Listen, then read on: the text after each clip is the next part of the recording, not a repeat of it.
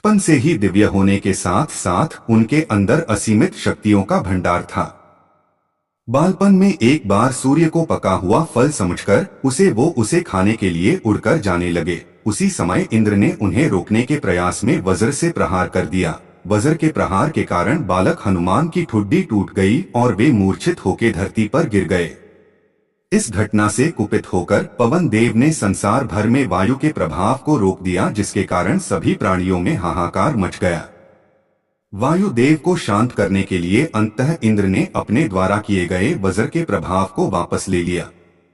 साथ ही साथ अन्य देवताओं ने बालक हनुमान को सूर्य के महाज्ञानी होने का पता चला तो उन्होंने अपने शरीर को बड़ा करके सूर्य की कक्षा में रख दिया और सूर्य से विनती की कि वो उन्हें अपना शिष्य स्वीकार करें।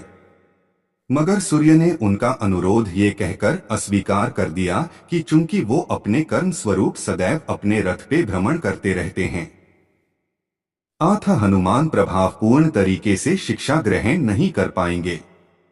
सूर्य देव की बातों से विचलित हुए बिना हनुमान ने अपने शरीर को और बड़ा करके अपने एक पैर को पूर्वी छोर पे और दूसरे पैर को पश्चिमी छोर पे रखकर पुनः सूर्य देव से विनती की और अंततः हनुमान के सतात्य से प्रसन्न होकर सूर्य ने उन्हें अपना शिष्य स्वीकार कर लिया। तदुपरांत हनुमान ने सूर्य देव के साथ निरंतर भ्रमण करके अपनी शिक्षा ग्रहण की। शिक्षा पूर्ण होने के उपरांत हनुमान ने सूर्य देव से गुरुदक्षिणा लेने के लिए आग्रह किया, परंतु सूर्य देव ने ये कहकर मना कर दिया कि तुम जैसे समर्पित शिष्य को शिक्षा प्रदान करने में मैंने जिस आनंद की अनुभूति की है वो किसी गुरुदक्षिणा से कम नहीं है। परंतु हनुमान के पुनः आग्रह करने पर सूर्य देव ने गुरुदक्षिणा स्वरूप हनुमान को सुग्रीव सहायता करने की आज्ञा दे दी। हनुमान के इच्छानुसार सूर्य देव का हनुमान को शिक्षा देना सूर्य देव के अनंत, अनादि, नित्य, अविनाशी और कर्मसाक्षी होने का वर्णन करता है। हनुमान जी बालपन में बहुत नटखट थे। वो अपने इस स्वभाव से साधु संतों को सता देते थे।